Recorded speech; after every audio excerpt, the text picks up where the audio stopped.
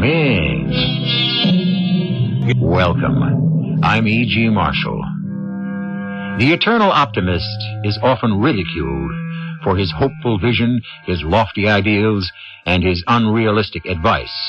Consider the optimistic cliche, it's never too late, or better late than never. Is that always the case? Or do some occasions exist where we might fare better with a more negative piece of advice? Leave well enough alone, for example.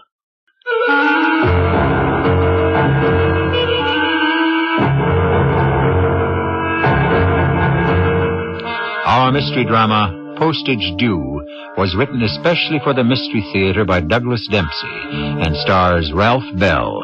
I'll be back shortly with Act One.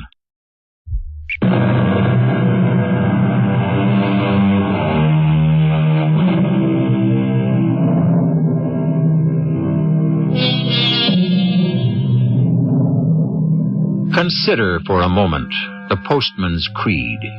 Neither snow, nor rain, nor heat, nor gloom of night stays these couriers from the swift completion of their appointed rounds. Bad weather is one thing, but sometimes even bigger obstacles can lie in the path of our friendly mailman. How far does his duty extend? To the point of personal hazard? To the point of actual danger?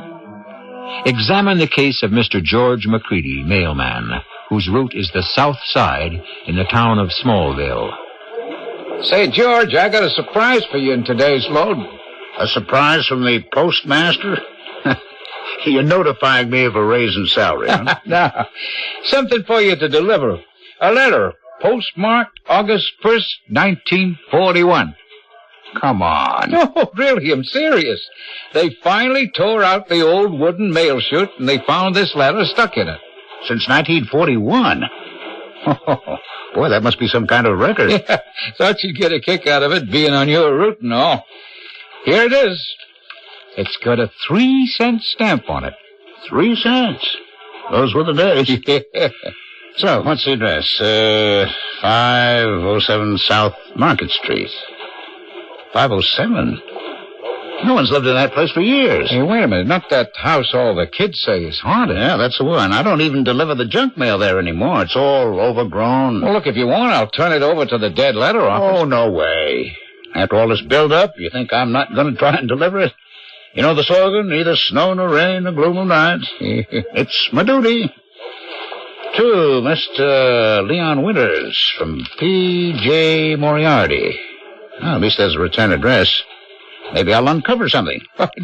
Just as long as you don't uncover anything haunted. Listen, the only frightening thing about this job is the backache I go home with every night. 507 South Market. Well, what do you know?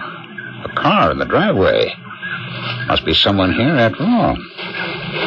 I should have left my bag at the curb. It's a regular nature hike here. Hello?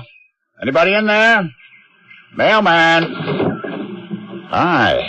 Somebody upstairs. It's the mailman. Hey. Who's in there? I've got a letter. I'm here out front. Yes? Huh? Oh. You live here? No, I'm the owner. Just trying to stay ahead of the vandalism. Come in. Well, this place looks pretty good inside. I figured I'd find a real mess. Why don't you rent this place out? Nobody wants... no one would want to live here. It's not really fit. So what brings you here? I've got a letter to deliver. I haven't used this address in years. Must be some old-timer trying to reach me. Oh, real old-timer. It's postmarked 1941. We found it stuck in an old mail chute down at the post office. 1941? The whole family was here back then. Who's it to? It's addressed to Mr. Leon Winters. Leon? You know him? Yes. Yes, of course. He's me. I just haven't gone by that name in such a long time. Well, I'll bet this brings back some memories. You couldn't have been much more than 20 when it was written. I was 17 in 1941. Who could it be from? Mr. Winters, before I turn it over to you as a kind of formality, I'd like to see some identification, a driver's license or something. I don't have my wallet with me. I'd hate to give this to the wrong person after 40 years and all. Listen, I'm not really Leon. Leon was my older brother, but he's dead now. I'm Elroy Winters, and I am executor of the family estate, so... Well, that does complicate things a bit. If I have an identification for Elroy Winters, right here... No, it's not that, Mr. Winters. If this other Mr. Winters, Leon, that is, has passed away, then I should try to return this letter to its sender. And who's that? A P.J. Moriarty. P.J. All right. Yeah, that must be Pamela. Well, you won't have any luck finding her, Mr. McCready, George McCready. Miss McCready. She had some connection with Leon years ago, but she dropped out of sight, and we never heard from her again. Well, nonetheless, I think I'd better try to return the address and see what I find. That would be Cliff Manor. One of those mansions over on Society Hill. Oh, that's right. 1540 Society Hill. I think you'll be wasting your time. That family moved away long ago. Listen, Mr. McCready, this letter may have something to do with my brother's estate. A lot of financial matters were never cleared up. I can understand your anxiety, sir, but postal regulations dictate my course. Here, this is my boss's number. Call if you can give me any leads, and I'll get back to you if I reach a dead end. Fair enough? Bit overzealous, aren't you, McCready? Your regulations should hardly apply to a letter that's 40 years late.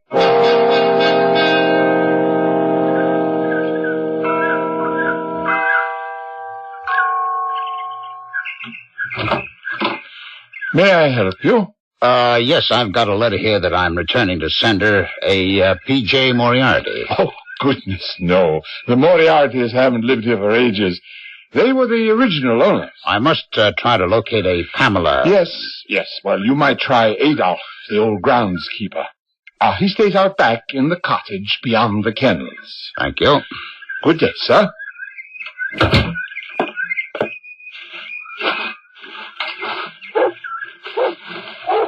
Excuse me, you wouldn't be Adolf, would you? I wouldn't be if I had a choice. But yes, I am Adolf. Head me down off this ladder. Okay. I'm really too old for this. Well, you're lucky to be doing something useful. I'm not useful. I've been put out to pasture.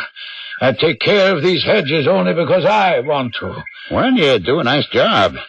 I came here to ask about the Moriartys. Did you know them? Did I know them? They hired me. Back then I ran the whole place, not this puny little flower patch. They sold the place in 46 and I stayed on. Been through 5 owners now. I come with the house. Do you know any way I can reach them? It's not likely, young fella. They all split up, had big money problems after the war ended. Not too little money, mind you, too much of it. They all went their separate ways, and that was that. What about Pamela J. Moriarty? Pamela? Little Pamela? She was an angel. I was always set on her. But, of course, nothing ever happened. Say, what are you after coming here and coaxing an old man out of his memories? You some kind of a cop? No. I'm just a mailman trying to deliver a letter. Well, the box is around front. Well, you don't understand. It's an old letter from Pamela to a Mr. Leon Winters. From Pamela? Mister, no one has heard from Pamela in 40 years. She's dead that long. Well, that's that. She's dead. He's dead. End of the line. Well, this Leon, he is dead, is he? Or so his brother says. Why, you knew him? No, I don't recall. Listen, mister, you cannot return this letter to Pamela and you say this Mr. Leon is dead.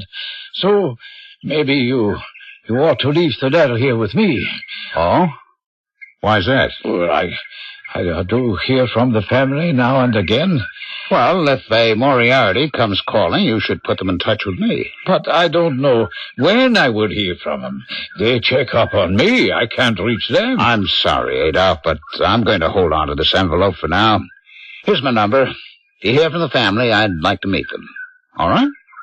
I don't think you want to meet the Moriartys, mister. They can be a cruel bunch. And if that letter is something important, something they want, they'd get it. Just tell them to call me.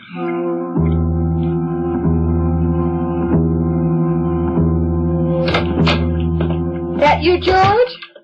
Oh, hello, dear. Don't even ask, Martha. The answer is yes. Your TV magazine has arrived. Here it is. Oh, good. You know it's an unfair life being the mailman's wife. How so? Well, I'm the first to see my husband leave in the morning and the last to get my mail in the evening. You think you've got problems? I got a piece of mail here so overdue you can't imagine. Oh, are you in trouble? Oh, no, it's not my fault. We found an old letter in the sorting room chute, dated 1941. How exciting! Who's it for? Did you deliver it? I'll tell you the whole story. Just let me sit down first. Is it a personal letter or business? Funny you should ask. That seems to be the big question. Everyone seems to think it's going to solve their financial matters. Here, take a look for yourself. Oh, my. August 1st, 1941. Well, it's in a woman's hand. Just look at those flourishes. Oh, I'll bet my button box it's personal. Did you find this Leon Winters? I didn't find anybody. Apparently, addressee and sender are both dead.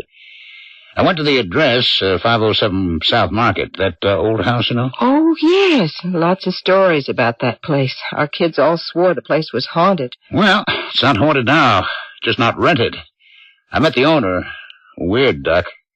First he tells me he's Leon, then he tells me he's Elroy, Leon's younger brother, that Leon is dead. He's trying to hide something? Oh, I don't think so. It was just after the letter. And then I got the same song and dance from her side. Her?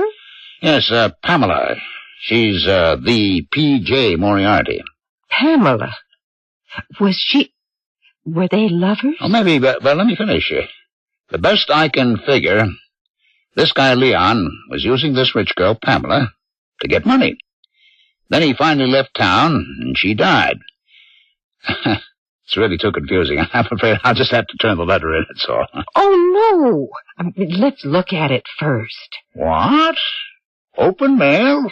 I'd lose my job, no matter what the letter said. Well, you can't just give it up. Well, I shouldn't even have it now. Just seemed like a challenge to try. But I've done all I can for today. Let's eat dinner. It's 9:30. Time for sleep. So, what about the letter, dear? All right. I'll see what I can find out tomorrow. Enough is enough. Let's get some sleep. Okay, Martha? Right, George.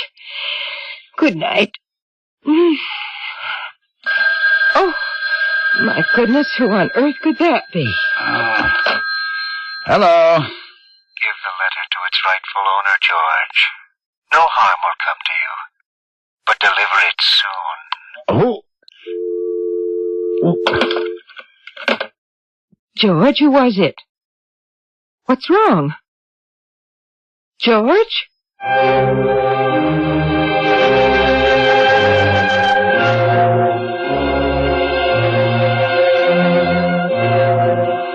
Is this nocturnal phone call the Moriarty threat, or is it Elroy trying to claim his brother's long-lost paperwork?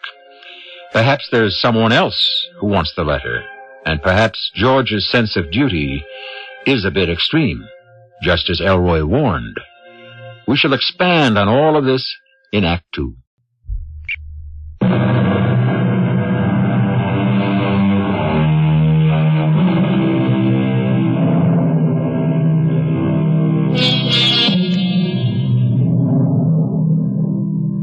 Postman George McCready has committed the working man's cardinal sin.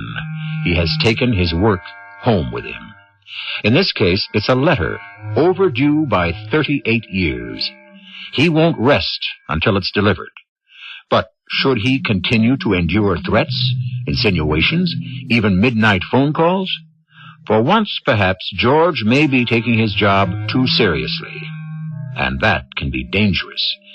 We join him now as he pays a second visit to the old Moriarty mansion. Come in. Hello, Adolph. It's the mailman, George McCready. Watch it. Don't step on those clippings. I'm sorting through my old scrapbooks. Well, it looks like the National Archives in here. So, you've decided to give me that letter after all? No, quite the opposite. I came to warn you. Lay off the threats and phone calls. What do you mean? I got a midnight phone call demanding the letter. Who was it? One of those tough Moriartys you threatened me with? Oh, believe me, I have contacted no one. Now listen, Adolph. I was trying to do my job yesterday. Today I'm here on my own to tell you that I intend to turn the letter in. Oh, no, please, don't do that. If you give it to the authorities, you will be passing up a big opportunity. I'm convinced that it is the key to a large sum of money, and if we can recover it, well, there might be a nice reward. That would be bribery. You forget, sir, you're dealing with the United States Mail. Well, maybe if I told you the whole story... Why should I take your word? You're obviously hiding something. What about these newspapers? Isn't their word good enough? Look, here, in my scrapbooks, all these clippings about the Moriartys. This book holds 30 years of family history. And family scandals, no doubt. Don't judge them so harshly. They didn't ask for fame. Especially little Pamela. She hated the family's reputation. Here she is, age 16, her first debutante ball. She is striking. More than striking, she was different. Intelligent. So, what happened? This is her engagement photo, 1941. She was set up to marry this banker. That's when she met Leon, who is, as you know, the name on that letter. So you did know Leon Winters, huh? Yeah, sure. A nice boy. Only he couldn't show his face around here. He came from the south side. I know the south side. That's my route. Then you know the problem. The wrong side of the tracks, as they say. But Pamela loved him all right. And since I was fond of her, I helped him meet and... Like Romeo and Juliet. So what happened? They ran away, right? Not so fast. Leon would have liked that, but not Pamela. If she were to run away with a poor boy, the family would have disowned her, cut her off without a dime. Enter the villain. Money. Well, there was a trust fund in her name, and she wasn't about to let the family get hold of that. So Leon had to wait around until she was old enough to get the trust fund. And that's where things began to fall apart. You remember, this was 1941. It was fairly certain that America would soon be at war. And, Leon will be drafted. Right. So he was impatient. He wanted Pamela to forget her fortune and marry him. But she just couldn't leave all that money behind. You mean she said no to him? She hesitated. But that was enough. The next thing she knew, Leon had joined the Marines. That's too bad. But you still haven't explained why some old love letter could be so important. Now, be patient. Once Leon went off to war, that's when the scandal, as you call it, began. The shock of his being gone, really gone, brought Pamela to her senses. And so she ran off to join him, with the money. With what money? Her trust fund. She met secretly with the family lawyers and convinced them to give her the cash. It was an enormous amount, hundreds of thousands. She talked the lawyers into... Tricked them into it. She was a smart girl. And she packed up, bought a passage to Hawaii, and took off. She probably meant to meet Leon there. Incredible. She took the money and ran. And then what? Then... that is the end. How do you mean? Her ship went down in the Pacific. They never found her or the money. Oh, that's terrible. Poor Leon. Oh, I doubt he ever knew. He died, too, in the war. So, that was that, huh? Except for the money. She left with only one small suitcase, so everyone figured she must have hidden the cash somewhere before she left. And you figure this letter is the treasure map, telling Leon where the stash is hidden, huh? See, it must be. No other letter was ever found, no clues. This must be it. Well, no wonder Elroy Winters smelled money when I showed him the letter. He's got to be thinking the same thing. And, he is Leon's next of kin. But you won't find Pamela's next of kin. They're all gone. So I'm next in line. She would have wanted it that way. I was her favorite. It's not up to us. Sure it is. We could find that money. Thousands of dollars. You could even have half. Adolf, bribery is a crime. Give me the letter. I'm the one she trusted. I had to get away with... No, put down those scissors. Come and drop them. Now, Adolf, look. If I hear from you one more time, it won't be the post office you're dealing with.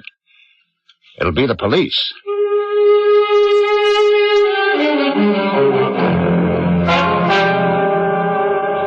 Hey, you're running late, George. I was just sorting today's mail for you. Oh, thanks. I had an errand to run. I'd better hit the streets right away. No, hold on a minute. I wanted to talk to you about that old letter from yesterday. Well, why not? That's all I've heard about lately. Here, you can give it to the dead letter office. Oh, trouble? No real trouble. Tracking down the parties involved has just proved impossible. Yeah, well, one of those parties actually called up the post office. Who? When? Yesterday afternoon. A fellow named Elroy Winters. Oh, yeah. The brother of the addressee. He was pretty upset that I wouldn't give him the letter. Well, it's no problem. I told him it was normal for you to try and return it to the sender. What's the big deal with this letter, anyway? Someone hid some money back then. A lot of money, evidently, and now everyone figures this letter has the key. Oh, boy. I started out thinking this would be fun, to show up with a letter 40 years later. I figured I'd be a hero, but now... Stop worrying, George. It's not that important. I called the main branch in Johnstown this morning, and they said we can give it to the next of kin. And that makes it this Elroy character, right? Right. Well, I'm glad that's solved. You want me to hold it until he calls again? Give it back to me. I'll take it on my route. If he's at the house, I'll hand it over and be done with this mess once and for all.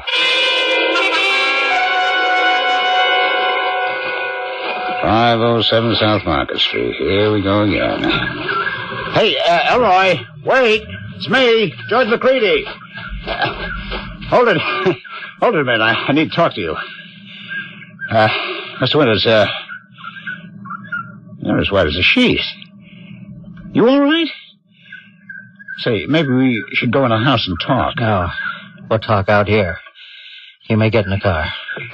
You don't look well. What happened? I've just spoken to Leon. What? When? Just now.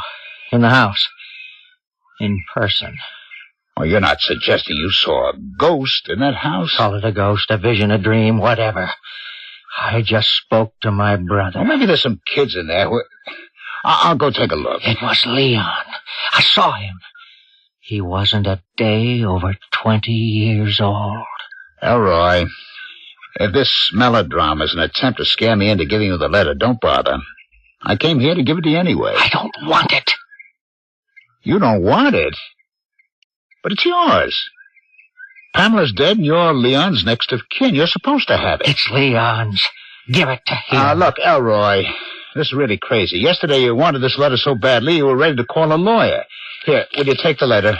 I won't bother you anymore. Thank you, but no. There's nothing in that letter for me, I know. Well, then, I'll leave it in the mailbox. You, whoever wants it can pick it up whenever you... No, you mustn't. You've got to deliver it to Leon himself. Okay, Elroy, as you wish. The letter goes back to the post office.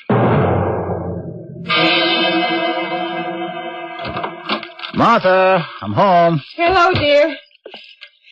So, did you solve the big mystery? Not entirely, but it no longer matters. I'm turning the letter into the dead letter office tomorrow, and that'll be the end of it. Maybe it's just as well. The whole thing sounded a little suspect to me. But just for fun, tell me what you found out today. And the whole story is one big missed connection. In a nutshell, rich girl Pamela meets poor boy Leon. They fall in love. Leon wants her to elope with him, leave her family and fortune, but she wants to wait until she inherits her trust fund. How foolish. Leon goes off to war. Pamela decides to take off after Leon. Only her ship sinks and she dies. And then Leon is killed in the war. Can you believe that? Oh, what a terrible tragedy. Oh, George, I'm dying to know what's in that letter. You and everyone else, except Elroy. He sure changed his tune. Thinks he saw his brother's ghost. Wants nothing to do with the letter. Maybe he's scared. Well, he sure looked it. But, what makes you say that? Well, I heard some more haunted house stories. Recent stories. One of the girls from the church circle lives near there. Oh, no. Here we go with the ghosts and the monsters. It is a strange house, dear. Nobody ever moves in. And every so often you hear tales. Lights on and off. Old radio music. It's just kids. Elroy said so himself. Let's forget it. Go to bed. And, take the phone off the hook. Off the hook? Why? Is there something you haven't told me? I just don't want any cloak and dagger business tonight. If someone needs to speak to me, they can visit me in my dreams. Good night.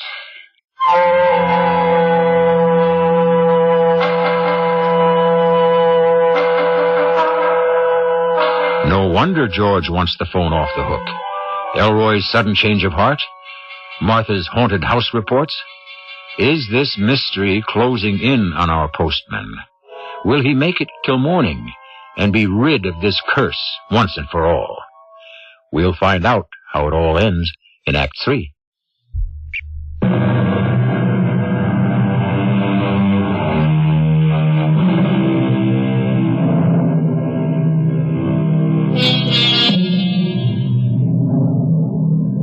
A Hollywood film critic once reviewed a particular comedy with this one-line synopsis. Man returns from the beyond to straighten out his financial affairs. If the plot sounds a little implausible, recall the words of our eternal optimist. It's better late than never. One thing is certain. Both that story and ours raise the same question. Do spirits really lurk about on Earth, finishing up their unfinished business? It seems that George and Martha are about to learn the answer to this and other questions. I can't sleep. Me neither. George, can't we read the letter? No way. I can't do that. But I can. I won't lose my job.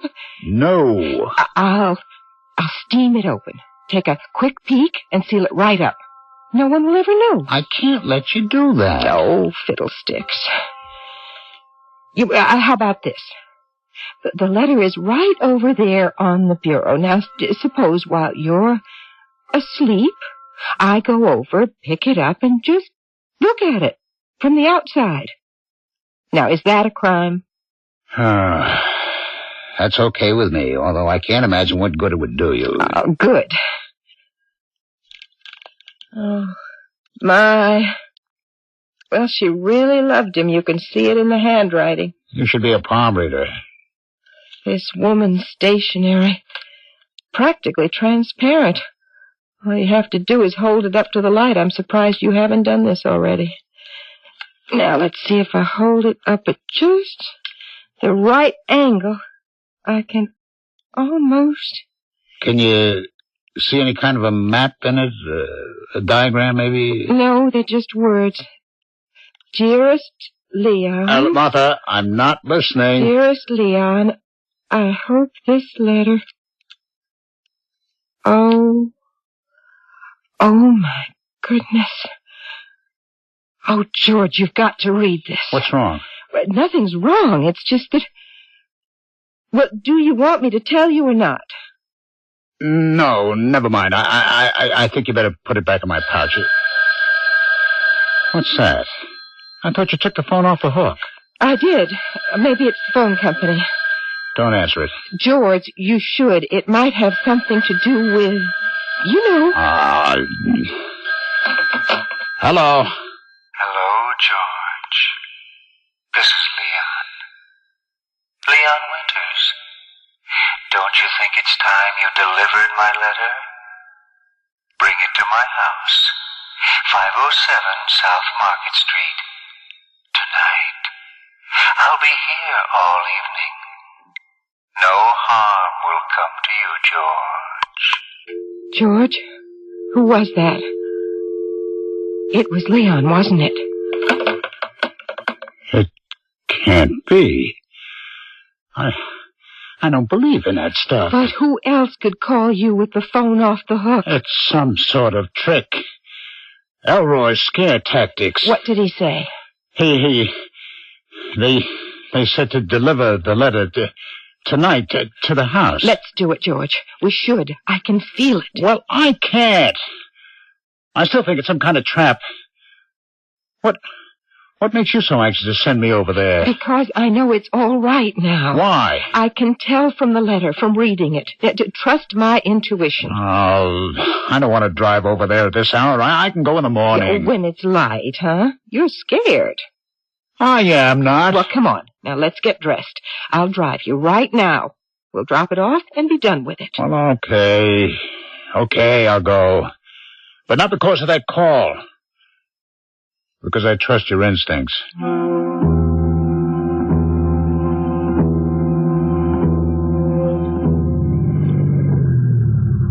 What are you doing? I'm turning the engine off while I wait for you. Oh. Well, I'll just be a second. I'll drop the envelope in the box and come right back. There are lights on in the house. Now go up to the door, George, and knock. Maybe I should take a look. Might be some kids in there or vandals. Good idea. I'll be right back.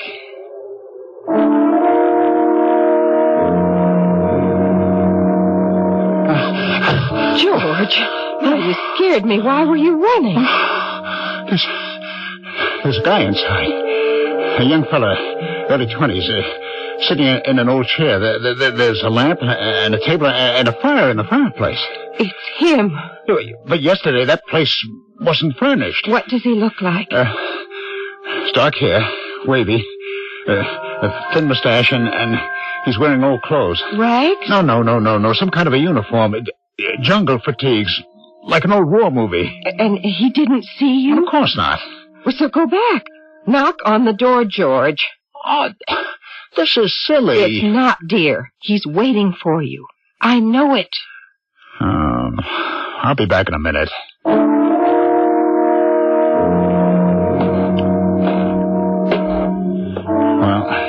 here goes. Don't bother to knock, George. Let yourself in. Come over here. By the fire. Hello, I'm here because... I know all that. Who are you? Did Elroy put you up to this elaborate setup, the ghost business and all? I prefer the word spirit to ghost, Mr. McCready. Here's my identification. Motor vehicle operator's permit issued to Mr. Leon Winters, August 1940. Where'd you get this? Little out of date, isn't it? But I really have no need to drive anymore now, do I? I don't believe this. You mean you don't believe in me? Isn't that it? You're convinced that a soul can't be trapped here on Earth, restless, waiting for something. But then, why did you come, George? I came only because my wife talked me into it, because I trust her instincts. Look, let's get this over with. Here's your letter. At long last.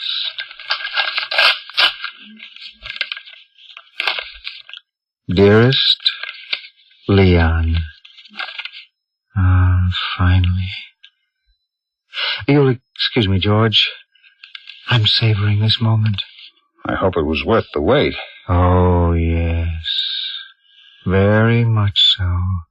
It couldn't be better. You see, George, I had to wait for Pamela's answer. And now that I know what it is, I can finally rest in peace. I guess I'll go now. My wife's waiting for me in the car. No, wait. Please stay. I've only got a few minutes left. I can feel myself fading already. I'll soon be no more than a memory. Is there anything I should do? Just stay for a minute. It's been a lonely 40 years. Even Elroy was shy about seeing me. Well, he comes by and checks up on this place pretty regular, no? That he does. But he hasn't kept the house up all these years just out of sentiment. He's afraid to tear it down, for fear I'll move into his place. You seem to know what everyone's thinking. Not everyone. Just those near and dear to me. For example, I knew Pamela's letter was stuck in the mail chute ever since the day it happened. Well, why didn't you read it back then? Because a spirit can see a lot of things, but he really can't do much about it. It's sort of like you can't just take your final reward. It has to be given to you. Well, wait a second. I don't understand. If you knew about the letter the day it was mailed, then you were already... Dead. That's right. So you must have known that Pamela was coming to meet you. Of course. I watched her ship set sail for Hawaii, and I watched it sink to the bottom of the Pacific. Oh, but couldn't you join her then after she died? Her spirit didn't linger. She passed on to the next life. She had already made her peace in the letter. And she left you behind. Well, I had deserted her in life. I ran away and got myself killed. I robbed her of her dream, of our meeting. So I was doomed to wait until now. It's all kind of hard to explain, but it's really very fair. Oh, that's a comfort. But what about Elroy and Adolph and the money? Don't worry about Elroy. He's always resented Pamela. He wanted her money as some sort of revenge. And as for Adolph, he was jealous. Remember that he was my age when Pamela ran away. In a way, he lost her to me. So the money seemed like compensation, I suppose. But they never found any money. There is no money. Well, Pamela tricked us? In a way, yes. But you'll understand everything once you've read the letter. Oh, I'm fading away now. Thank you for... Oh, wait, where are you going? Don't you want to take your letter? You keep it. I'm leaving the physical world. Goodbye. Leon? Where are you? Leon, can you hear me? Have a wonderful life, George. If you need me, you know my forwarding address. So long, Leon.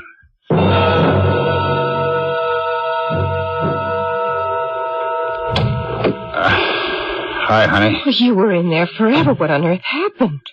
Yeah. This is for you. The letter. Well, it's open. Didn't you give it to him? Of course I did.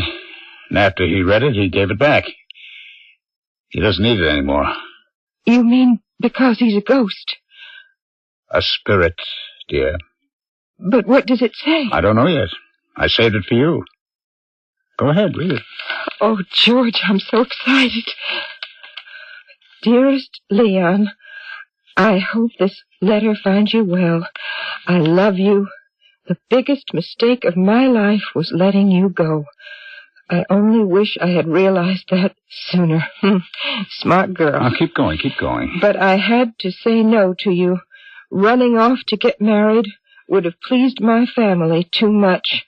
They'd be rid of me and claim my trust fund in the bargain. That's just what they wanted. That's what everybody wanted, the trust fund. But now I'm free at last. I've turned my inheritance over to various charities, anonymously. So, Leon wasn't kidding. There is no money. Shh. Now, this is the part I read through the envelope. And now my answer is yes. I'm on my way to Honolulu. I'll wait there until you can join me. I love you, Leon. I'll wait forever. Yours, Pamela. Well, like I said, your intuition is never wrong. And now they're together. Thanks to you, Martha. Thanks to us, George. You did deliver the letter. Well, you know the saying. Nothing can stay me from my appointed rounds.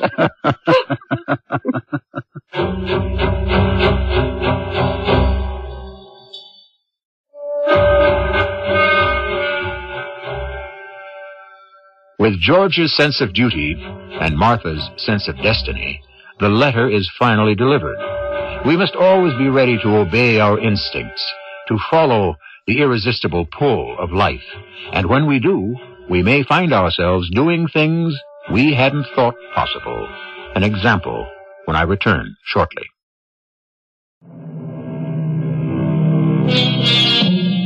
Some say that reality is all in the mind.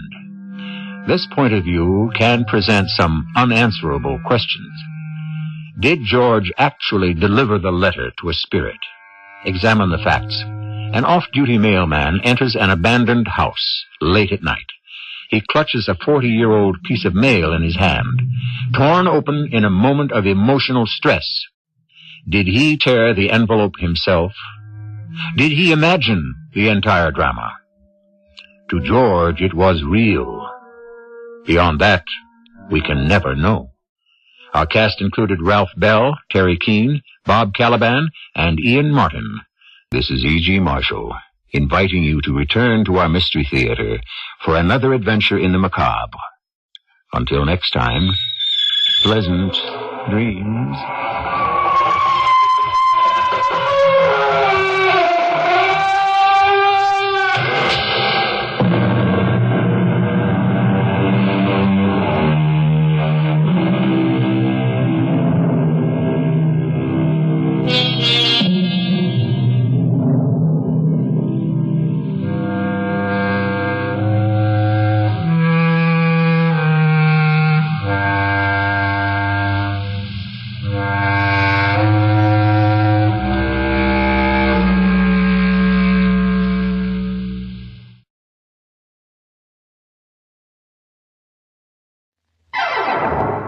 Strange Wills.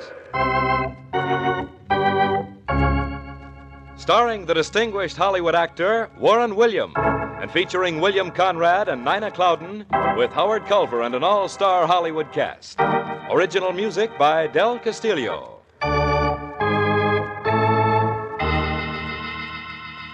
Dead men's wills are often strange. We cannot attempt to understand them or try to find the answers. We can but tell the story. This is Warren William bringing you the story Portsmouth Square. But first, a brief word from your announcer.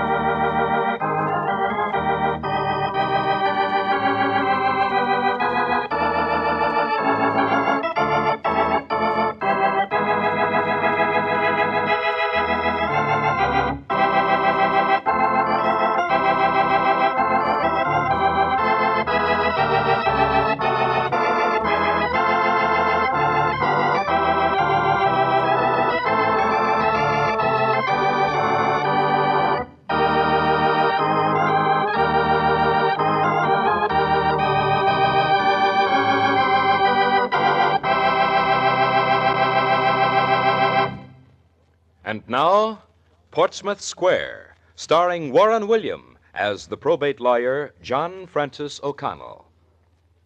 The discovery of gold in the Sacramento Valley brought thousands of daring, reckless men to San Francisco and the gold fields.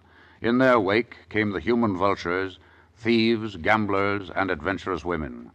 These pillars of the underworld built the Barbary Coast, a section of San Francisco dedicated to depravity, vice, and glamour. Among the worst dives on Portsmouth Square, the heart of the Barbary Coast, was Horseshoe Harry's Emporium. Tall, handsome, and exceedingly wicked, Horseshoe Harry had the reputation of never turning down a dishonest dollar, nor a pretty woman. One night, a girl walked into Horseshoe Harry's Emporium. Her eyes were blue, her chin firm, and her dress obviously of Eastern cut. Her unexpected appearance threw the place into a furor. Pushing her way through the shouting, milling crowd, she finally reached one of the waiter girls whose short dress just met the top of her long black silk stocking. I beg your pardon. What you trying to do, start a riot? Where can I find Mr. Horseshoe Harry? What you want him for? You don't see girls unless by invitation. Anyway, if you're half as smart as you look, you better blow like a breeze before you get manhandled. What's the matter, girlie? Ain't I good enough for you? Please. Come on, sugar. I got gold. Lots of gold. Hey, how about me buying you drinks, sister? Champagne water right from Paris. I ain't seen nothing as pretty as you since I left St. Joe. How about a kiss, sweetie? I beg your pardon. Listen to her. She begs her pardon. Gotcha. Break it up. What's going on in here? All right, one side. Come on, you walk one side. Let me through. Well, I'll be. Say, who are you? Are you Mr. Horseshoe Harry? The next one that laughs while Horseshoe Harry is talking to this lady gets a handful of knuckles. Now then, lady, maybe we can hear ourselves talk. Oh, then you're Mr. Horseshoe Harry. That's right. Now, what do you want to see me about? Well, it's rather personal. Personal, is it? Well, all right, we'll go to my office. How'll that be? I'd appreciate it. All right, you mugs, go back to your fun. Okay, come on. Hey,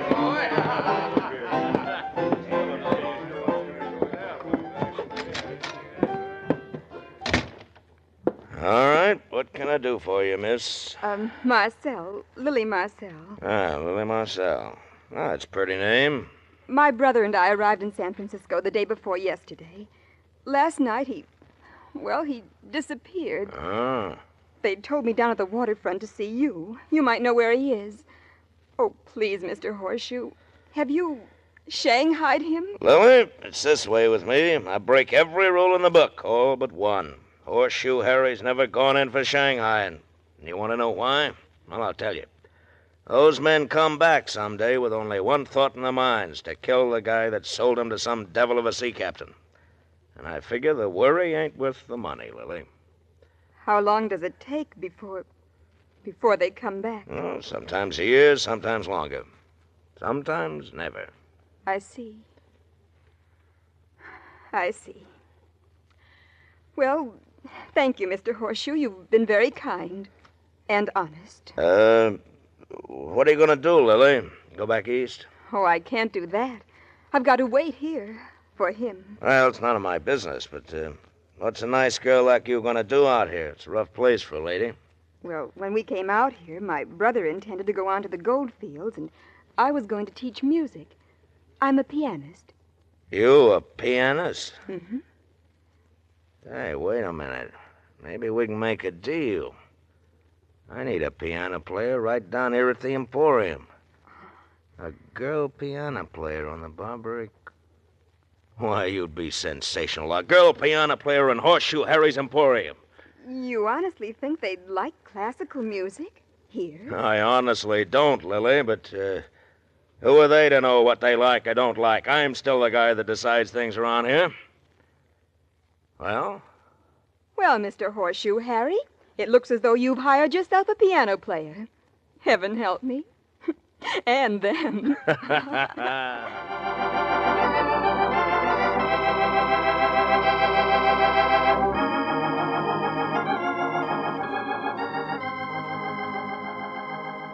And how did this clientele of Horseshoe Harry's Emporium take to the classics? At first they were skeptical, until they heard Lily play. Her talent was unquestioned, her interpretation of the masters unexcelled.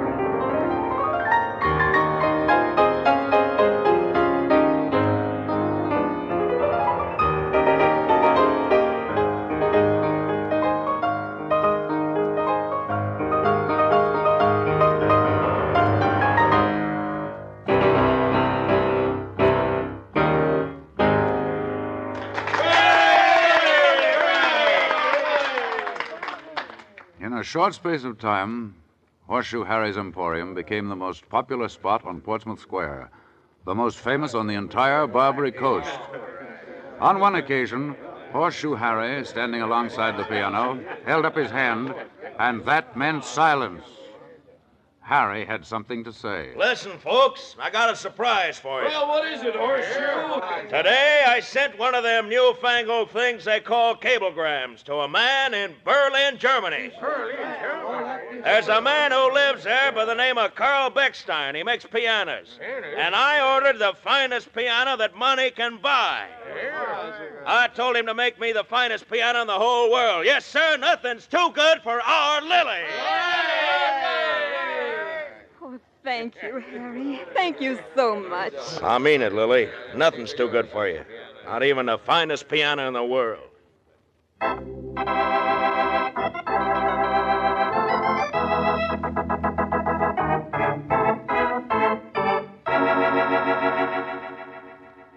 Nearly a year later, Carl Beckstein was putting the finishing touches on the finest concert piano he had ever made.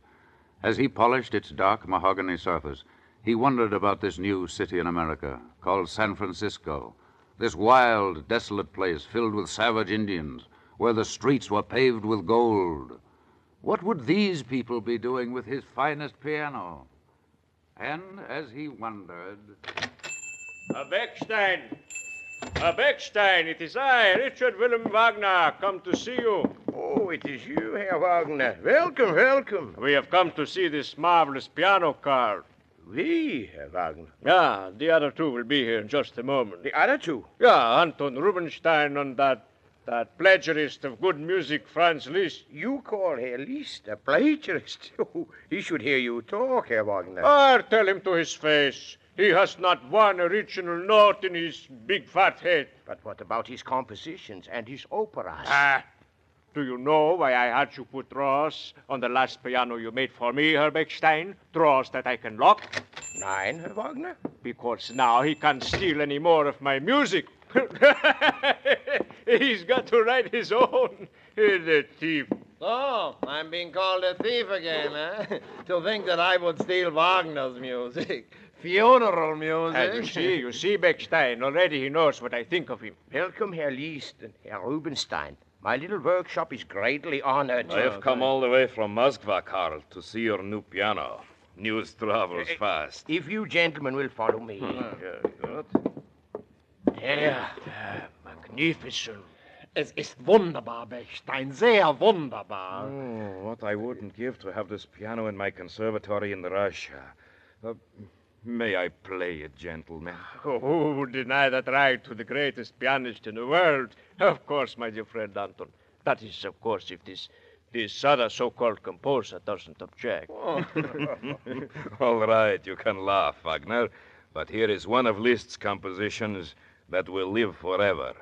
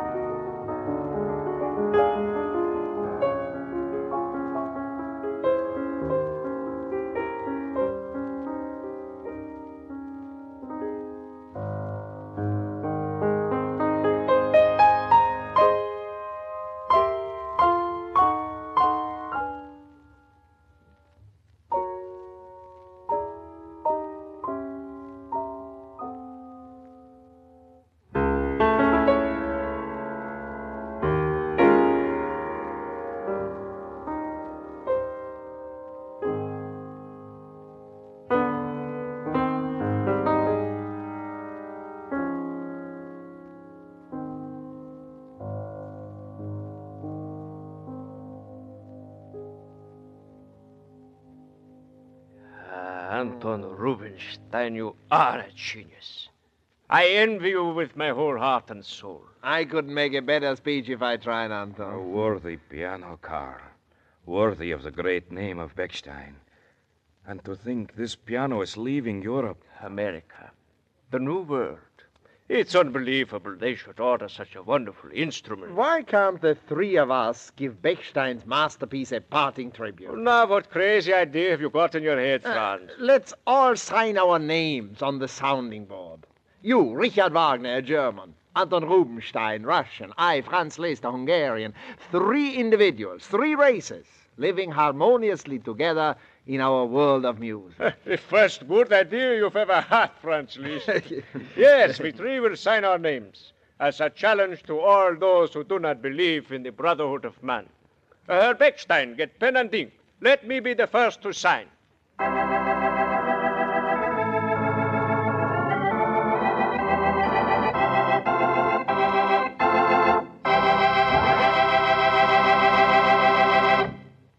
Part 2 of Portsmouth Square, written by Ken Crepine and directed by Robert Webster Light, will continue in just a moment. First, here is a word from your announcer.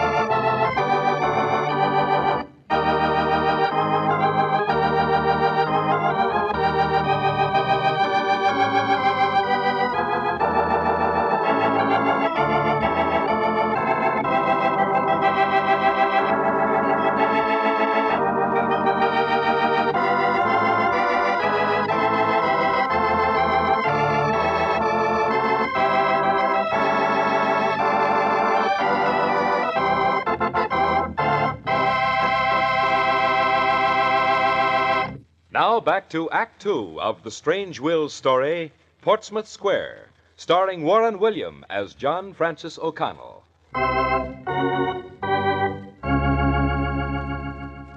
The piano, the finest piano in the world, left Berlin the next day on its journey to America. When Horseshoe Harry received notice that the piano was finally on its way, it called for a celebration, a private celebration over a late supper.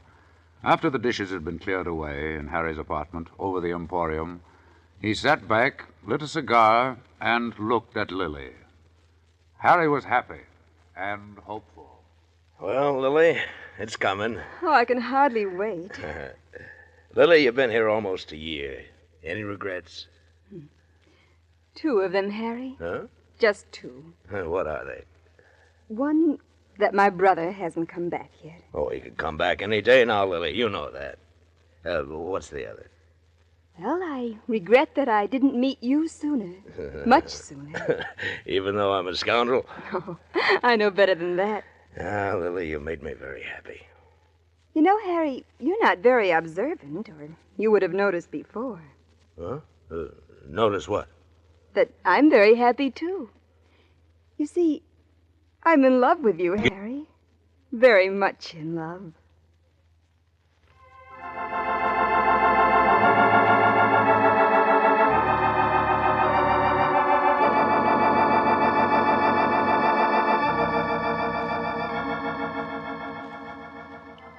And finally, when the concert grand ended its tortuous journey that took it through terrifying blizzards and sun-baked desert on its way to California, Harry decided to cast reason to the 4 winds and enter upon the biggest gamble of his career. He rented the Princess Theater on Nob Hill for an evening of musical entertainment and culture. He placarded the city with garish signs announcing the occasion. Surprisingly enough, the night of the concert, Nob Hill society packed the theater, not only to see this marvelous piano, but to hear Lily, the girl who caused such a sensation on the Barbary Coast. Harry arrived at the concert with his shirt front ablaze with diamond studs. A huge diamond horseshoe adorned his cravat. He swaggered in and took his seat in the third row, completely ignoring the hushed whispers, oblivious to the knowing glances that passed from person to person. Finally, the curtain rose, and Lily, charming and beautifully gowned, began to play.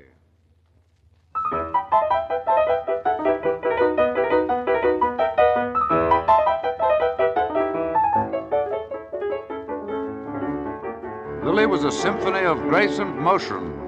She had picked for her first number Mendelssohn's magnificent Rondo Capriccioso. The touch was strong, forceful. Here was a young American artist knocking at the door of genius, one that even Wagner, Liszt, and Rubinstein would have applauded. The audience listened, spellbound and entranced.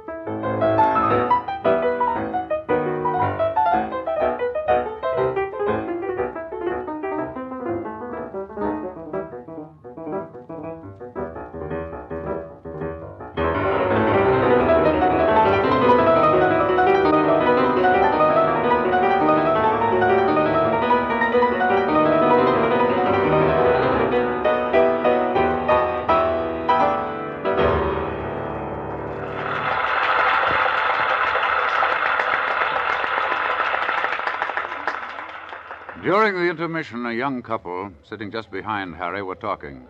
Harry couldn't help but overhear what they were saying. Isn't it a shame that a girl as beautiful and talented as she has to stay on that wicked Barbary coast? Oh, she doesn't have to stay there. They say she's in love with that horrible character who calls himself Horseshoe Harry. Doesn't he realize that he's ruining her life, her career, by associating with her? No one respectable will have anything to do with her. Well, I've heard he locks her up at night. Would kill any man who looks at her. Oh, that man, that horrible egotist. Just who does he think he is? As Lily came back on the stage for her next number, Horseshoe Harry walked slowly out of the theater.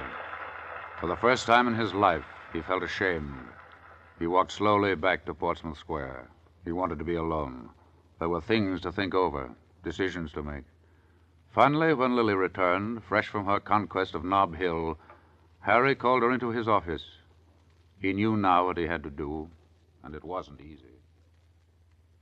Harry, what happened? Why did you leave the theater before... I came home, back to the Barbary coast where I belong. Well, didn't I make you proud, Harry? You were wonderful, Lily, marvelous. That's what I want to talk to you about. How wonderful I am to you? Lily, I'm going to send you away. Send me away? But what have I done? One day you'll be a great artist, Lily. You can never really belong to just me. You belong to all of us, to the world. But I'd rather belong just to you. I'm going to send you to New York and later to Europe. You're going to have the finest musical education money can buy. What's wrong tonight? What's happened? I'd hoped that after the concert... Well, I'd rather hoped we'd be getting... Lily, I've always been honest with you, haven't I? Yes, you have. Well, then, I want to tell you now that we can never be married. Never be married? I don't understand. I got a wife back east. I'm already married. Now do you understand? Oh, Harry. You should have told me. Now do you see why you have to go away? Very well, then, Harry. I'll go. I'll be ready to leave in the morning.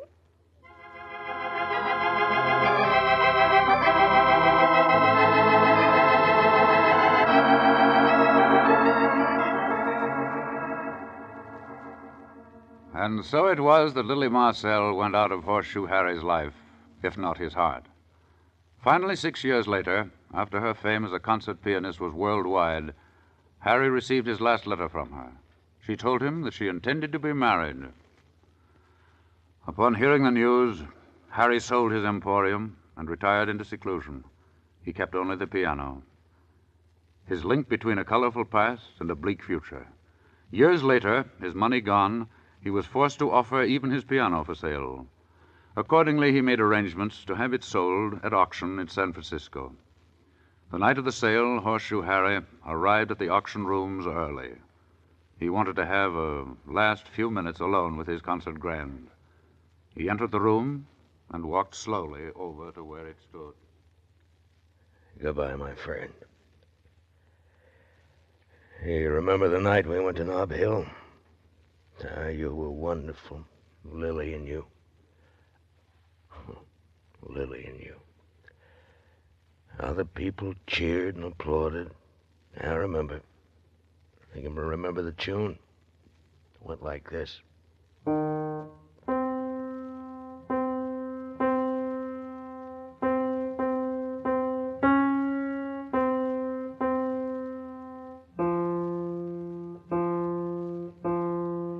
I play it for you again, Harry. Huh? Lily, you. Harry. Harry. Oh, my darling. You, here, what are you doing here? I came to buy our piano, Harry. The finest piano in the whole world. Remember? To buy our piano? Yes, I'm going to take it home. Our home, Harry. But you wrote me a letter. You said you were going to be married. Can't a lady change her mind? Especially if she finds out that there's only one man that she can ever really love. Only one man? A lovable old liar who told her he had a wife. Then you know, Lily? Yes, I know. I read the deed you signed when you sold the emporium. It said, Horseshoe Harry, a bachelor.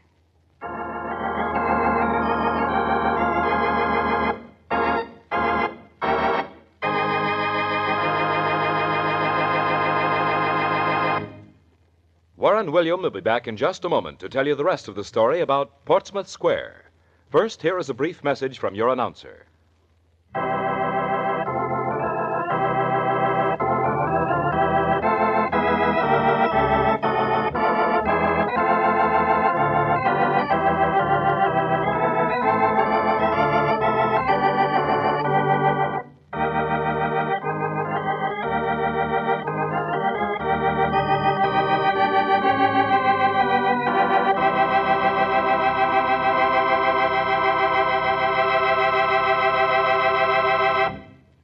And now back to Portsmouth Square with Warren William as John Francis O'Connell.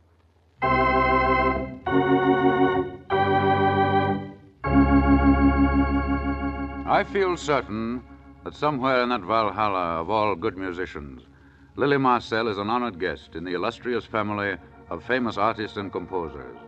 And somehow I feel that her great talent did not end with her death, but lives on, endless as time, as universal as the firmament.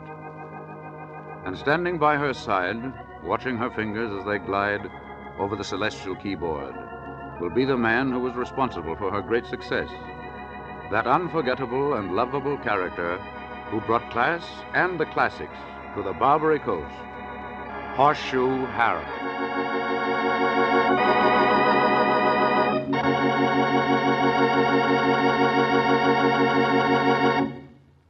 Next week, I have a story to tell you of high adventure and death in faraway India. Colonel Beatty, one of the world's foremost mountain climbers, had twice in his lifetime attempted to scale the mighty, unconquerable Mount Everest, but failure ended both attempts. Dying, he made a will, leaving two things to his only son, Philip: his fortune and a flag, a torn, weather-beaten flag that he asked his son to plant atop the world's highest mountain. Philip Beatty took the challenge. For one of the most daring, adventurous, and romantic strange-will stories in our entire series, listen to High Conquest. This is Warren William, inviting you to be with us again next week.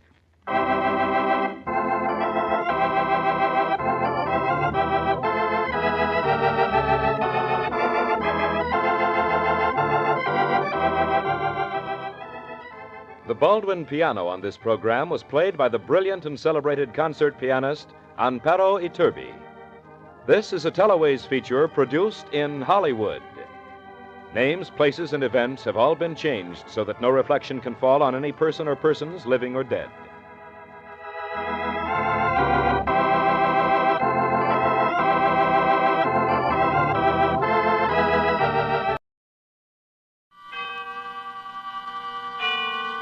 Autolite and its 98,000 dealers bring you Mr. Ronald Reagan in tonight's presentation of Suspense.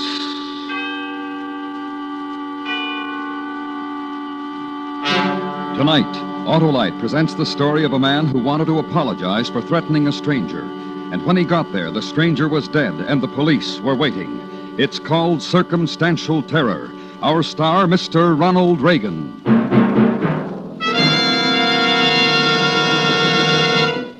This is Harlow Wilcox with a $100,000 reminder. That total will be given to recognized charities in cash through the Autolite Family Charity Drawing. And you may be one of 25 persons selected to name your own church, hospital, or any other local or national recognized charity to share in this huge sum. There's no obligation except printing your name and address, but your favorite recognized charity may share in thousands of dollars. To tell you how important this is to his organization, we are privileged to present General George Kenney, president of the Arthritis and Rheumatism Foundation. This generous Autolite offer will greatly aid the work of such groups as the Arthritis and Rheumatism Foundation. If you are one of the 25 persons chosen to name your favorite organization, I hope you will remember the 10 million people who suffer the pain and the crippling of arthritis. They will be most grateful for your help.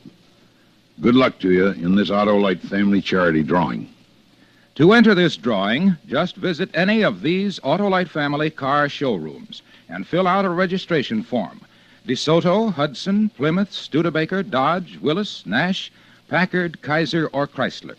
It may mean thousands to your favorite recognized charity. So sign up tomorrow. And now, Autolite presents Circumstantial Terror, starring Mr. Ronald Reagan, hoping once again to keep you in suspense.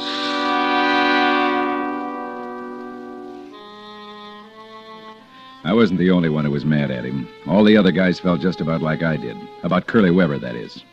You see, if he hadn't let the pressure go too high, we'd have all been in good shape right now. As it was, the boiler blew up and wrecked the cleaning plant where I worked. The owner collected the insurance money and got out of the business, which left us with no jobs.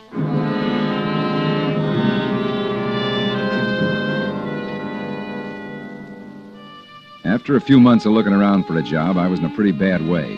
Then I connected. Only trouble was it wouldn't start for 3 weeks. By now I was broke, irritable, and mad at the world. So I wasn't what you'd call a pleasant-type fellow when I walked into this liquor store for a package of smokes about 11 o'clock one night. So, what else could I do, Eddie? There I was with egg on my face and that phony salesman telling me I was going to have to take what he gives me or get nothing at all. What do you have to buy from him for? His outfit has the distributor tied up.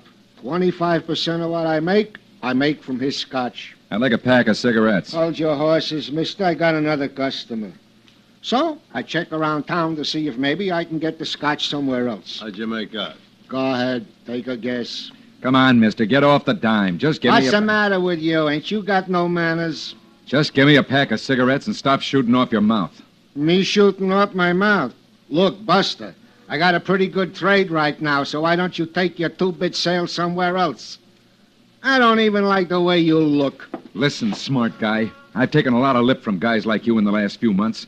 One more crack out of you and I'll smear you all over the joint, do you hear? All right, mister, all right. Take it easy. Sam don't mean no harm. That's just the way he talks. Then let him talk to somebody else like that. Hey, why don't you give me cigarettes, Sam? We can talk some more after he leaves. Okay. What kind do you want, mister? I don't want any kind. I just want you to remember something. Next time you see me, you'd better cross over to the other side of the street. It'll be healthier for you. Remember that.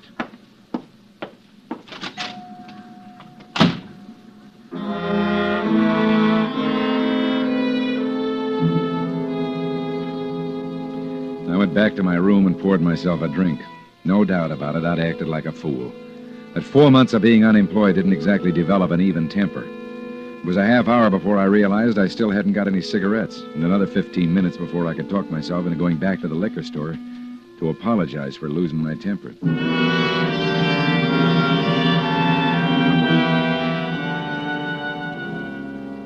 The street was dark, and the only light on the whole block came from the glowing window of the liquor store. I still wasn't sure what I was going to say to Sam when I got there, but I knew I'd fix everything up all right. I'd gotten to within about 100 feet of the store when I noticed a black, or what seemed to be black, coupe parked in front of the store. Just about the time I noticed it, I heard a shot. It seemed to come from the direction of the store. I stopped for a second. Then a guy rushed out of the store right in front of me, jumped into the car, and before I could do anything, it roared down the darkened street out of sight. I ran to the store and looked in. Nobody around. Then I looked behind the counter. The guy I'd argued with, Sam, was on the deck. I could tell right away that it was a waste of time to check his pulse, but I did it anyway. He was dead, all right. Then I started for the door to call the cops. Hey, what's going on? What'd I tell you, Irv? I saw who did it. He ran out the door as I was coming up the street. Come on. Grab him, Irv. He did it. That's the guy I was telling you about. Come on, buddy. Let go. I tell you, I didn't do it. I didn't do it. I saw the guy that did. Let go. Hold on to him, Irv. That's the guy Sam had to throw out of the store. He was casing the joint. That's what he was doing. Let go of me. Yeah, hold him good, Irv. I'm going for the cops. Don't worry, he ain't going nowhere.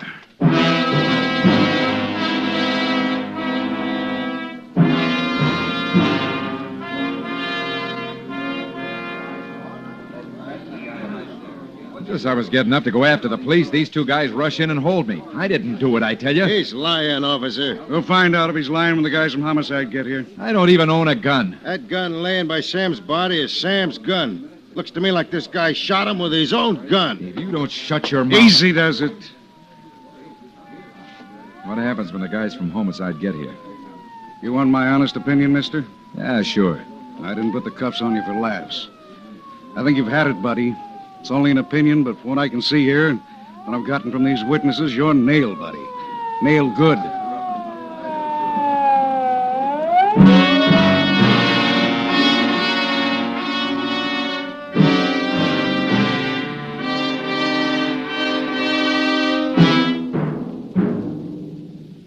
And I was. By the time it was presented to the grand jury, the state had a real good case prepared against me.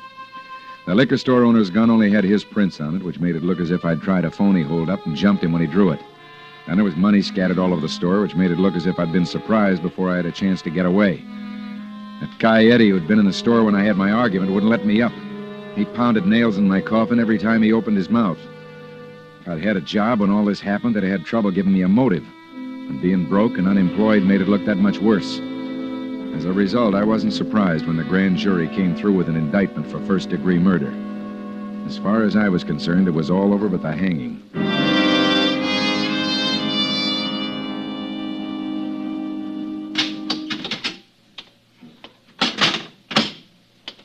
Now, how I am? You, Frank Thompson? Right now, I wish I weren't, but I am. Who are you? I'm Ernest Gibbons. I've been assigned as public defender in your case. You're wasting your time. Why? Are you guilty? No, I'm not. Well, then I'm not wasting my time. Mind if I sit down? Go ahead. Well, I think I got most of the facts straight in my mind. Now, I want you to tell me in your own words what happened. Did you read the transcript of the inquest? Yes, I did. That's all there is to it. Uh-huh. Well, look, Frank, I'm here to help you if I can. Now, don't make it tough for me. I think we can beat this if you help me. How? Well, first, let's forget that story about running in after the storekeeper was shot. Now, nobody believes that. Would you believe it if I tell it to you again? Should I? Yes, because it's the truth. Well, can you describe the man you saw running out? More or less. Well, what do you mean by more or less? Well, I got a pretty good look at his face. He had a mustache. But I couldn't tell you how tall he was or how much he weighed. Seemed to me to be just medium all around. Well, you said at the inquest that he got in a car and he drove it. Now, can you describe the car? It was a black coupe. What year? Don't know. How about the make? Couldn't tell. It was too dark. Mm-hmm. The license number, all or any part of the license number? None of it. All his lights were out. Uh-huh. In other words, if you wanted to lie, this would be a pretty good way of blaming someone the police couldn't possibly track down, wouldn't it? I guess so. But I'm not lying. All right, now let's see. The state has set the trial for a week from today. In a hurry, aren't they? Well, I guess they figure that they've got you sewed up. The papers have public opinion running pretty high against you. You know, the man left a wife and 3 little kids. Well, that's tough. Real tough.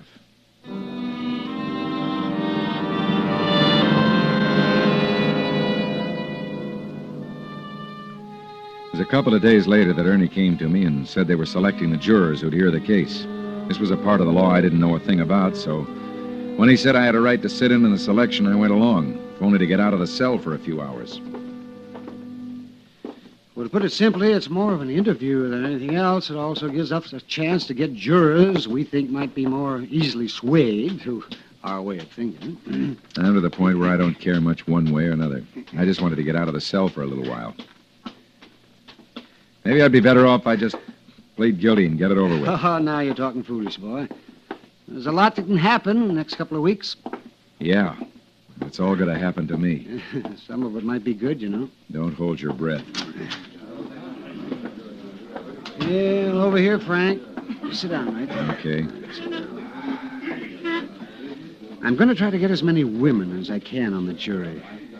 You're a pretty good-looking boy. It helps sometimes.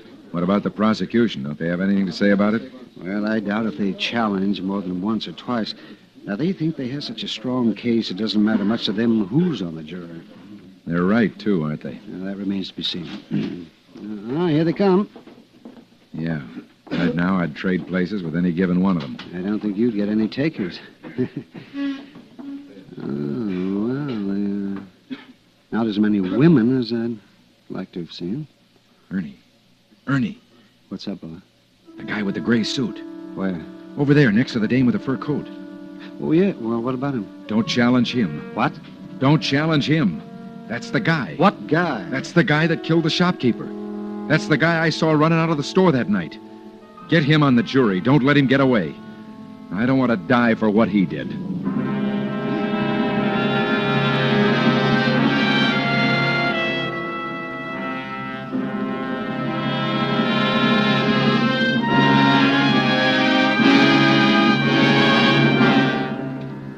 Autolite is bringing you Mr. Ronald Reagan in Circumstantial Terror. Tonight's presentation in radio's outstanding theater of thrills, Suspense.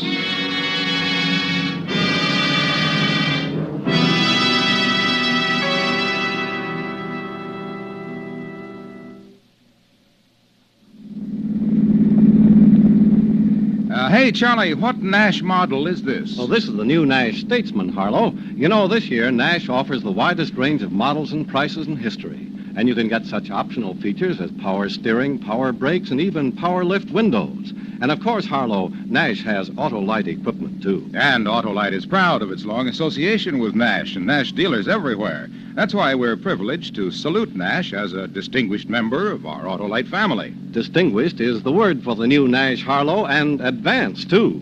The 1954 Nash gives you greater safety with exclusive unitized Nash air flight construction, greater economy on regular gasoline, greater comfort with the new exclusive Nash all-weather-eye air conditioning system that heats, ventilates, and cools at your command. And Harlow, next week, Nash introduces a completely new kind of car. Watch for it.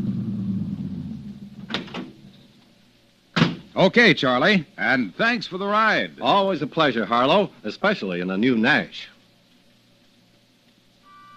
And now, Autolite brings back to our Hollywood soundstage Mr. Ronald Reagan in Elliot Lewis's production of Circumstantial Terror, a tale well calculated to keep you in suspense.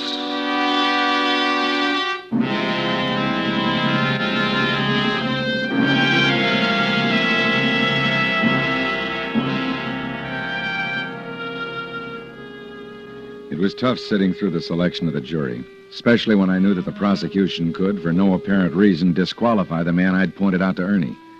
If he was the man I'd seen run out of the liquor store the night of the shooting, then he had to be where we could keep tabs on him. Ernie sacrificed a couple of his limited number of preemptory challenges just to make sure the guy came up for selection. When he did, there was no objection on either side, and we had him.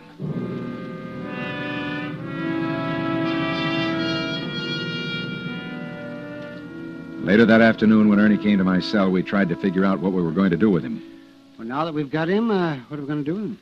Well, it's your job to figure out, Ernie. You're the lawyer. We're no better off now than we were at the beginning. We haven't got a shroud of evidence to substantiate your claim. I saw him. Isn't that enough? Well, you're on trial, not him. Well, supposing I get up in court and say he's the man, what would happen? They'd probably declare it a mistrial and discharge the jury and go to work on another trial, but you'd stay in jail. Wouldn't they question him? Maybe. It was pretty obvious he'd say you were off your rocker. Remember, Frank, you're the one who's accused. Defending yourself by accusing him just on your say-so is pretty flimsy. Who'd believe it, would you? Well, couldn't you do it? Couldn't you tell someone? Proof, Frank, proof. What can I possibly do but quote you? What am I going to do? Just what we're doing. Go through with this trial. Then I'll appeal, no matter what the verdict is, and see if we can rope our friend into making a mistake. But he'll duck as soon as the trial's over, won't he? Probably, but at least he'll be around while the trial is on. Now, if you cause a mistrial, he'll be gone a lot faster. It isn't fair. I know he's the man. This is a court of law. The burden of proof is on the accuser. What real proof have they got against me? They don't have to catch a man in the act of murder to convict him of it. Circumstantial evidence can be strong enough, and in your case, it seems to be. It's driving me nuts to think that this guy's going to help send me away for a murder he committed. Yeah, they haven't sentenced you yet, boy. Let's see what happens. And if it does happen? Maybe we'll have something I can use to ask for a new trial, if we get into trouble. Where's the trial going to be? Well, Judge Thurston will preside, I think. Let me see, that'll put it in the City Hall Annex. Where's that? In the Annex, that's a small building on the north side of the City Hall. That's next to the parking lot. Why? Just asking, that's all. Frank? Yeah? Don't try any grandstand plays. Any tangle with the jury might result in a mistrial, and I don't think that's a good idea. Okay. I won't mess with them. That's good. Yeah, I got to get going. Going home? I guess so. Tell me something, Ernie. Sure. Well, what do you want to know? What are my chances, Ernie? And don't kid me. I wouldn't kid you, Frank. I don't know right now, but I'd sure be lying if I said they were good. Thanks. That's what I wanted to know.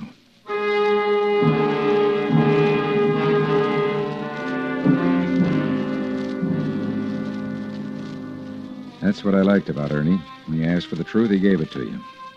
After he left, I lay back on my cot and thought about the whole mess. Everything had happened so fast, I really hadn't had time to take stock of my position. Now I did. And what I came up with made me want to beat my brains out against the steel bars out of sheer frustration. It wasn't anybody's fault, if you discounted the guy that actually did the killing. I didn't have any beef with the law or the people who were carrying out the law. It was just that they didn't know they were going to convict an innocent man.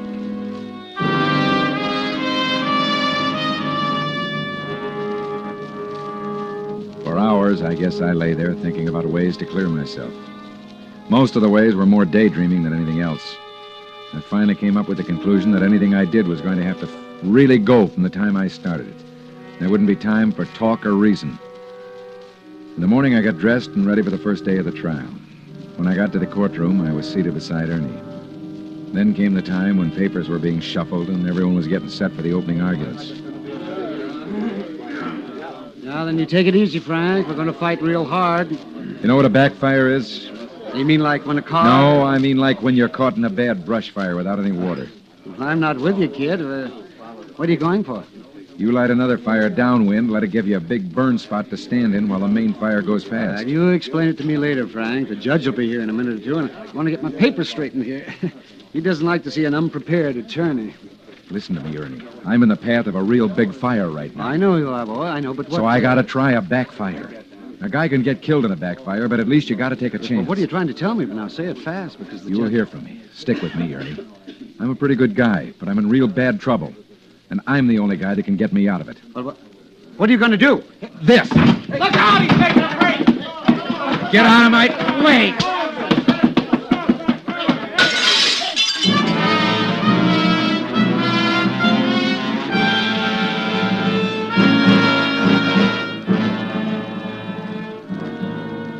It was the only thing I could do. I couldn't sit by while 12 people tried to make up their minds whether I must die for a murder I didn't commit. As I went out the window, I folded my arms in front of my face to keep from being cut to ribbons with a broken glass. I lit feet first in the parking lot and started running. I didn't know where I was going. All I knew was I had to get away fast. By the time everyone got organized, I'd pretty well lost myself in the alleys of the city. I got to a place where they were putting up an office building and ducked into the sub-basement, crawled into a corner and stayed there.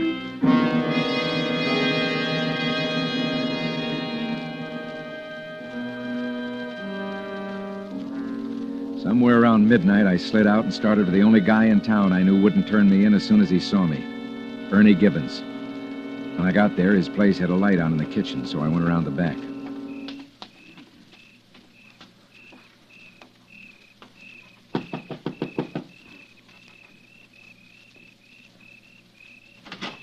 Hi, Ernie. Let me in. Well, come on, Harry. What are you doing here? If they find out about this, I'll be disbarred. I won't stay long. Wait till I turn the light off. Now sit right there, Frank. And don't move around too much. Thanks. Okay. Tell me why you did it. I told you this morning in court. This is my backfire. I couldn't just stand around while they made up their minds whether to kill me or let me rot in jail. I didn't do it. I'm going to get the guy that did. Oh, then they'll really have you. And they'll have me for something I did, not something I didn't do. Well, why'd you come here? I need an address. An address, you mean? The guy with the mustache? Yeah. Got anything on him? He isn't around, Frank. How do you know? By the time I got through with the mess you left behind, it was pretty late in the day. What are you talking about? Just this. We knew he'd duck out as soon as the trial was over. But during the trial, we might have been able to work something. That's why I warned you about causing a mistrial. Well, this afternoon I went over to the address he'd given. And he moved out a few hours after your break. Any forwarding address? Oh, don't be so naive. The man is a murderer. I don't think he knows you saw him running out of the store, but he isn't taking any chances. He's lost, Frank. And you're in a bigger jam than before. What do I do now? Oh, yes, you tell me. I won't give myself Well, up. that's up to you. You're on your own now. What's your position in this? Well, they should turn you in. But you won't. Oh, you're a cinch to have the book thrown at you when they get you. I gotta think. Yeah, sure. Ernie, do something for me, will you? I might. What is it? I'm a pretty hungry man. Could you rustle me up some food? Oh, sure, Frank.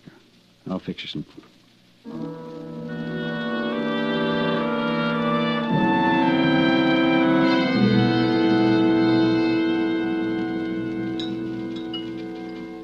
Ernie. Yes? What about that witness that claims he saw me casing the place, that Eddie character? Yeah, well, what about him? He's the state's #1 witness, isn't he? Well, I guess so. What's he got against me? Why is he trying so hard to get me? Well, I think that for the first time in his life, he's somebody, and he's going all out to prove it.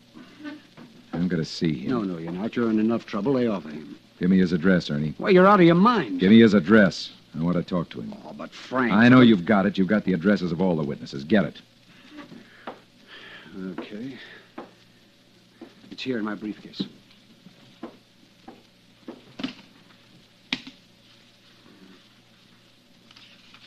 Hey. What? Well, that's funny. I never noticed this before. Noticed what? What are you mumbling about? The witness against you lives right over the liquor store where the guy was shot. Ernie. Yeah? Just a thought. But he's the fellow that accused me of casing the shop. Suppose it was the other way around. Suppose he was casing it for our friend with the mustache. Well, you'd have to prove a connection between the two men, but... So how are you going to do that? I don't know. I'll figure that out when I get there. Oh, I can't let you do that, Frank. Don't try to stop me. Well, you could get picked up on the way there. I'll be there in a few It's minutes. 3 or 4 miles from here. You're lending me your car. I am. Yeah. Give me the keys. Okay. Here. So long, Ernie. I wish I could stop you because... Don't try it. I wouldn't want to hurt you. Oh, well, thank you. So long.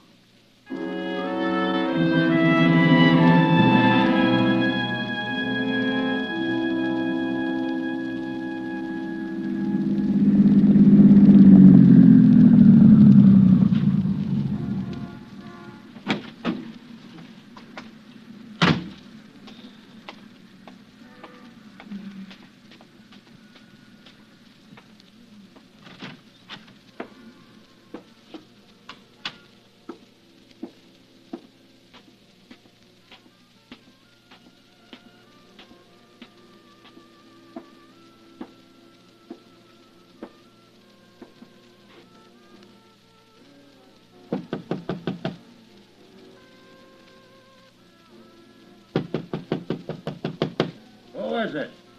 Whitey Wilson, come on, open up. I don't know any... But you know me, Eddie. Thompson! That's right, Frank Thompson, fall guy. What do you want from me? I want to know why you're so anxious to see me burn. You tried to hold Sam up and killed him, that's why. You know better than that. I do? What other reason would I have? Hold it down to a roar, Eddie. I gotta get some sleep. Come on in, mister. You with the mustache. Thompson. Yeah, that's what Eddie said when he saw me. All right, Eddie, what's this guy doing here? He's my brother, but it don't mean... Cosy, huh? One guy in a witness box and one guy in a jury. You really got it made. Yeah. What are you gonna do about it? Make you tell the truth. What are you talking about? Why'd you kill him? Need the money? Get out of here. After you write me a confession. So I can burn instead of you? That's right. You're wasting your time. Am I? Get the cops, Eddie. Now! Get up, you. Am I wasting my time? Am I? I don't write nothing. You won't.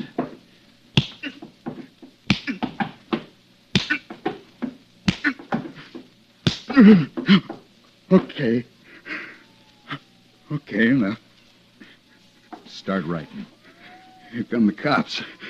You're dead. No, mister, you are. If the cops get here before you finish writing, I'll kill you. If I'm going to fry for something you did, I'm going to be sure you go with me. Now make up your mind. You want to die right now or take a chance with a jury? Okay.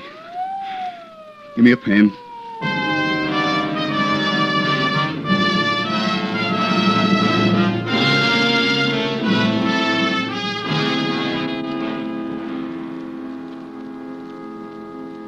I hope you understand why I sent for the cops, Frank. I didn't want you getting any more trouble. Oh, sure, that's all right. Well, how's it feel? Mighty good. It's a pretty town when you don't have to look at it from behind steel bars. Yeah. What are you going to do now? It looks like I'll be able to make that job I told you about. Only a few more days to wait. Where will you be staying? I don't know. You got any money? Enough. You got any money? No. Then it's settled. You'll stay with us until you get on your feet. All right. You heard me. Okay. Lend me a quarter. Sure. What for? How to buy a pack of cigarettes. From a machine.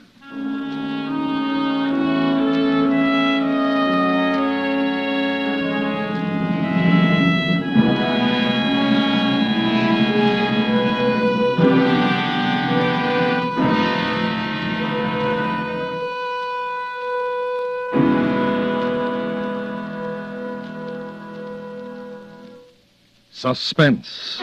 Presented by Autolite. Tonight's star, Mr. Ronald Reagan. Congratulations on an excellent performance, Ronald. Well, thanks, Harlow. Say, what about this $100,000 Autolite family charity drawing? Am I eligible? Well, if you're over 18, you are. I'm eligible. Well, all you do is visit any Autolite family car dealer showroom, print your name and address on a registration form, and have the dealer sign it.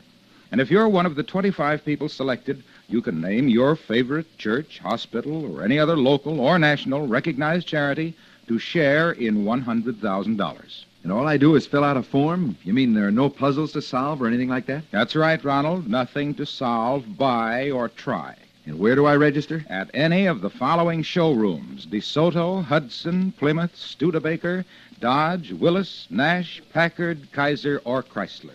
Sounds like a wonderful opportunity, Harlow. Thank you, Ronald Reagan. Friends, you can help your favorite recognized charity share in $100,000 just by signing your name and address. So why not sign up tomorrow?